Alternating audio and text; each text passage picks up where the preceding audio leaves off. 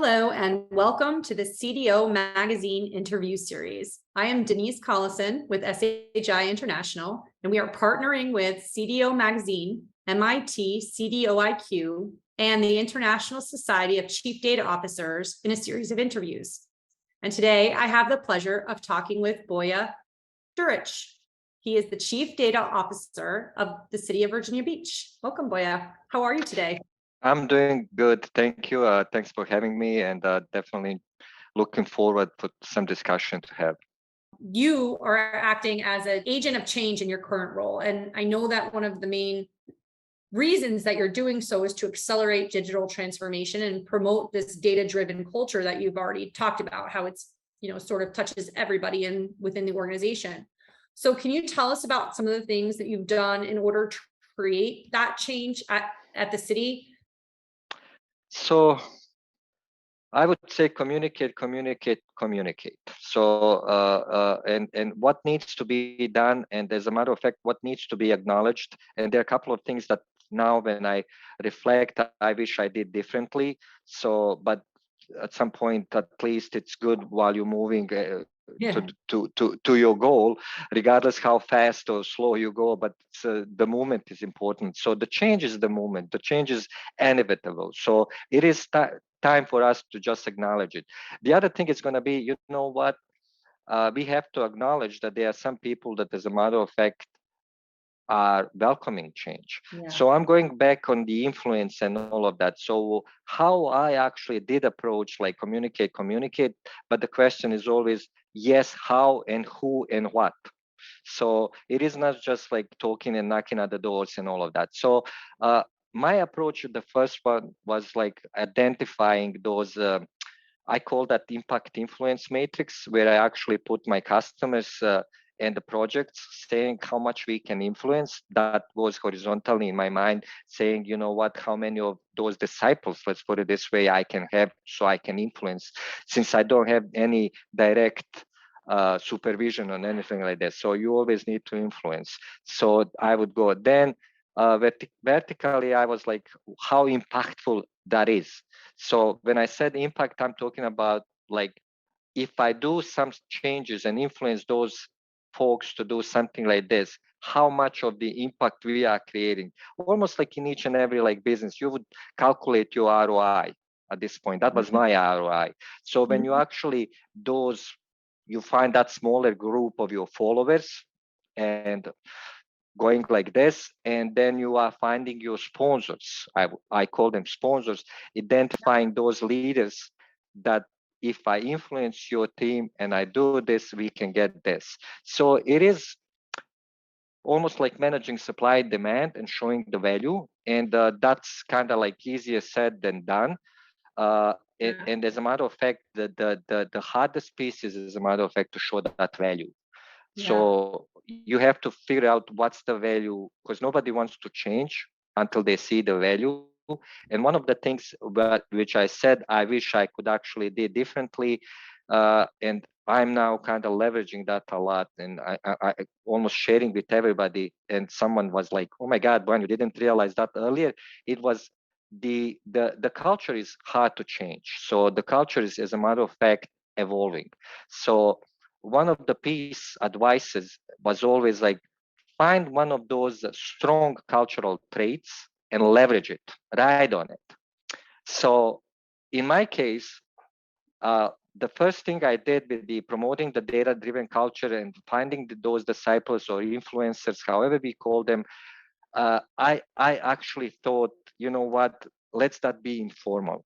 But I completely neglected that I came just from the private sector. So it was my understanding. So I neglected the strong bureaucratic culture that the public sector does have. And there is the reason why. So I'm not saying that's the bad culture. There is the reason. So, and I figured it out. Oh my God, it should be that way. And it is that way. So then I was like, why I didn't actually leverage that culture? Because it's going to be the part of the culture anyways. Earlier to actually push this transformation even faster, which was like administrative directives, memos of understanding, all of these like tools that they had culturally, and I was ignoring that. So that was the piece I always said, listen, find that like strong culture that is there. Don't try to change it, leverage it and push those weak points or the culture you would like to change the traits. So ride on it to change those. Yeah. So you bled into the next question, but I think it's really important. I'm gonna say my question so I can kind of reiterate your point. My next question was going to be, what are some of the common barriers to organizational change that can stand in the way of initiatives? And I think you just nailed the most important one, which is culture. And I loved your advice. I think often when we talk about this, we talk about how do you change the culture to move it to something that you want it to be, but instead your approach is really harness the culture and get people on board with that, and leverage that towards the evolution that you want to see, which is a very different perspective than most. Absolutely. I'm talking about evolution versus revolution, and everybody is like taking the approach of revolution, while as a matter of fact, I see that like growing and evolving. Yeah, evolution's a lot less scary too. Absolutely. And so for all of these, especially again in government organizations, these employees who have been doing certain things the same way for so many years, that notion of evolving my career or evolving the way I do something is very different in the way they receive that. Then you must change. You must change and do it this way. So I think you're hitting on a lot of really important things with that one sort of thought process. And as a matter of fact, it is actually bleeding, as you said, into the one of the other, like I would say, barriers, which is inertia, which, as a matter of fact, exactly might come even from the culture. The other maybe that I could emphasize could be even semantics, like what language you use and how you actually approaching, and that's exactly where you touch evolution and how those slow changes, as a matter of fact, are going and impact. A couple of things that when we start setting up the data governance, I believe the whole process, everybody start Googling out, and suddenly the data owner came as the one of the biggest topic to speak, and everybody at that point felt, you know what, I'm the data owner. As a matter of fact, I can do with my data whatever I want. And that was semantic. And I was like, I mean, that doesn't mean that. Let us actually go back and use the proper semantics with some of the things. So with the semantics, lots of things can actually be achieved too. Yeah, I come across that all of the time in my day to day, just how one word, if you just are a little bit more flexible on that word or get really clear on what that one word is, changes people's reception to an idea. Absolutely. And you can't underestimate the power of words and making sure that everyone's really understanding what the words mean. And especially when it comes down to people wanting control or letting go of control of something. Especially on these. Absolutely. Yeah. So gosh, it's so human, isn't it? All of this is just very, I mean, you can't take the human out of the data. And I think these try to do that. It's not going to lead to a good spot, right? No. And as a matter of fact, with the data, however you presented, there are a couple of points that kind of like you can focus on. And they're like in triangle, you pull the technology, you have the processes, but at the end, I always said people are people. People are, as a matter of fact, the only one that we should care, invest in. And as a matter of fact, like those are your main drivers of everything. So technology, you can buy the best pieces of technologies, implement them on all processes, and not get the people work on it. You just spend the money. That's it. And make your life miserable. While you might still work on the legacy technology and having maybe broken processes, but with the people willing, then all of those two things that I'm talking about, technology and process, can be fixed easily. That's right. That's the kind of like approach. Yeah, I think it's really profound. I think that's a really profound point. I want to talk about the role of leaders specifically in change management efforts, because I think often we skip right down to the individual contributors or the doers of things. But really, there's an important step in there about preparing our leaders to lead through a change, whether that's a cultural change, a process change, a workflow change.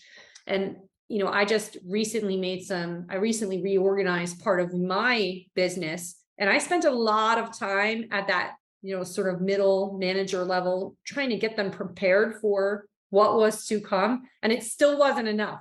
So what do you think we can do to prepare our leaders to lead confidently through change? Because we know, we're just talking about this, how emotional it is, how much emotion people bring into how they do something, why they do something, what they do. So what can we do to keep our leaders successful through all of that? So basically, there's a different type of the people for that. Like I would say, change, however you call leadership. But the things that even if you are not kind of like born with those kind of like skills, let's put it this way, there are things that you need to be ready, because at some point we go and we kind of like responsible for the changes, and these days more often than before. So everything, as you said, I'm going through that like structural kind of changes, restructuring, however you call it. Each and every organization are trying to find the best fit. So we are going through that. And what I find helps me, it is, and maybe that's just me, it is be ready to change yourself. So you have to be ready to change yourself. I mean, Yeah. like I wasn't the same man like 6 months ago and leader as today, because I am open, as I said, every day learning to learn new stuff. And we share that there is even like some of the, I wouldn't say joke, but we're saying what we need as the humans to be ready. It's always to learn new stuff, Mm-hmm. relearn, and Mm-hmm. unlearn. So it is in basically what we're saying, you know what, some of the things needs to be forgotten, you just let them go. And that's the hard piece. That's the hardest thing, is like, you spend and invested so much time in something, and now it's like doesn't work, it's a legacy, and it's, as a matter of fact, it's just a noise, and it's hard to let it go from the Yeah. skills, from the structure and all of that. So we kind of like take it and let's try to fit everything into that. Right. So we as the leaders, as a matter of fact, needs to be ready to change ourselves. That would be one of the things I said. The other thing is like I'm going back to that first followers. The change needs to be simple. I sometimes kind of like overcomplicate that. I sometimes go and want to do everything at once in 6 months, preferably. Yeah. Then you figure out, oh my God, we just didn't even prepare for 6 months. And lastly, when you said prepping the folks and let them be ready on the change, that's actually, I think that was huge. And we need, as a matter of fact, again, going back on the safe environment of fail and try and all of these trials and errors, at the same time, to send that message that we are changing, and as a matter of fact, don't reject the change. But at the same time, I'm encouraging my folks, hey, it's good to have the fine mix. It's not it Don't accept each and every change just because it's a change. So you need to have that fine mix, I would say, that Yeah. you go pros. And so that's, as the leader, you have to be open and say, oh my God, actually I thought this is good thing to do. Now I'm ready to admit that is not, so I'm changing myself. So Right. that goes both ways. So in any case, I mean, that would be something, be open for change. And maybe the other thing is perseverance, to be honest. Now when I'm thinking, some of the Yeah. things like we let go pretty easily. When I was saying Yeah. it's hard to let, some of the things we kind of let go too easily, and Balance some between that they those two. stick needs to be kind of like we need to preserve and kind of push it. So Yeah. Yeah. Be ready to change yourself. I yeah. think too, just connecting back to that last point you made, if you are understanding that there is something you have to let go of as a leader, or something that you need to change as a leader, saying that out loud is really powerful for all the people that are reporting up through to you or working with you. Because hearing that from a leader, hey, I understand now that what I was doing wasn't working and I'm going to change it to this, or I hear you, this wasn't quite the way it should be done, and I agree with you now. Like, that really builds a place of trust, a foundation of trust and sort of Yes, partnership in the work, right? absolutely. And it takes lots of energy too, Yeah, it sure because does. it's not the And easy, that's humble. not the easy way, definitely. Yeah. But there's something like I actually learned, and at some point I don't think it's even the smartest, but I'm now trying sometimes you have to withhold some information depending whom you are communicating about the change. So when I'm saying this, let me just actually give you the example what I was thinking. So to prepare your middle management and the frontline workers, let's put it like that there is the change, it's good. So they are kind of like ready if when the change just come. I don't think this is what I did, and it drained my energy completely. Giving them your vision at that point, giving the vision where you actually see it, under the assumption that everybody would understand. That was actually my assumption. It's clear, everybody is going to understand it. The buy-in is there. Oh my God, easy. Right. No. Someone is getting you, someone doesn't. So it is kind of, at some point, you need to withhold maybe some of the what's the final goal and try to find those steps in between that they are closer so they can actually understand what's in it for them at that point. Yeah. So at one point I said we would like to go cloud with as many, when we start modernizing the systems, like is it build versus buy, all of this to go, like is it going to be on cloud with the vendors or we're going to build it on the cloud, however you go. And once I mentioned the cloud, I got from my DBAs, hold on, we are now getting ourselves out of job. And you're like, that was when I had the vision to actually push them to be data engineers, which is in my mind way more opportunities. But I didn't communicate that. I was just cloud. And then I figured out, oh my God, I mean, because I had lots of questions and resistance from that side. So then when we start the kind of layering and peeling the onions, like where we're going with this and start getting the understanding, I said, oh my God, I actually went too early with giving the whole vision where we're going. At that point, maybe this is actually the way to communicate where the change is going and what's in it for them, how they can actually get like one step at a time. Yeah. Well, I have to tell you, Bojan, I really enjoyed this conversation. There's so many nuggets of wisdom. So I just wanted to say thank you for joining me today. And for all those listening, please visit cdomagazine.tech for additional interviews. Thank you.